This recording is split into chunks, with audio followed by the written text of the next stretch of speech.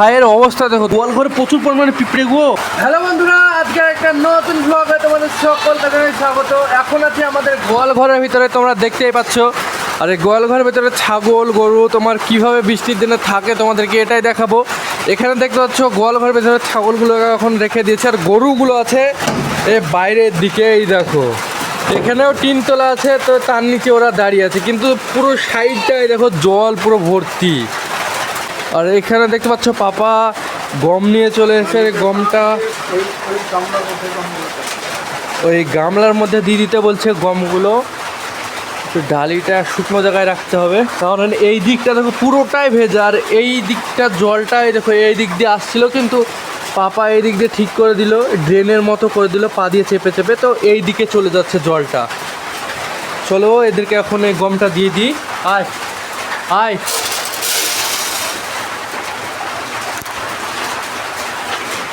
নে নে, দিলাম তো। ও দূরে পালিয়ে আছে। আয়, দেখো বন্ধুরা এখন দুটো ছাগল এখানে গম খাচ্ছে। আর এই জায়গাটায় পাপা দেখো এই পা দিয়ে চেপে চেপে মাটিগুলোকে টাইট করে দিচ্ছে, আর ড্রেনের মতো করে দিল।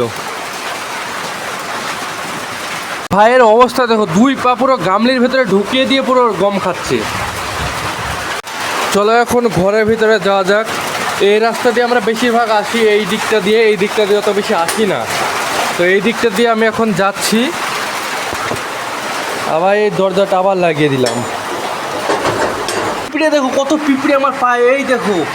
ওরে বাবা রে, গোয়াল ঘরে প্রচুর পরিমাণে পিঁপড়ে গো। পুরো পাটা কামড়ে পুরো শেষ করে দিল, লাল পিঁপড়েতে কামড়াচ্ছে।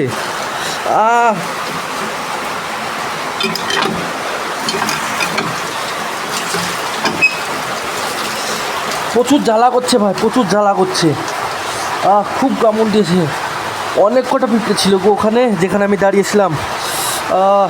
প্রতিবারের মতন এবারেও আমরা এই দেখো এখানে গামলি পেতে দিয়েছি, এখানে অনেকটাই জল হয়েছে। এই জায়গাটায় পুরো থই থই জল। এই দেখো এই দিক দিয়ে জল মনে পাস হচ্ছে না, পাস তো ভাই হচ্ছে জল ভালোভাবেই, কিন্তু দেখো প্রচুর পরিমাণে এইদিকে জল জমেছে। এই দেখো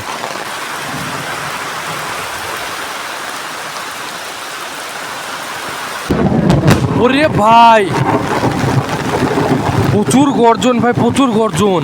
বন্ধুরা আমি ছাদের উপর থেকে ঘরে চলে এসেছি, আর তোমাদেরকে বৃষ্টির দিন কেমন লাগে তোমরা অবশ্যই কমেন্ট বক্সে জানাবে।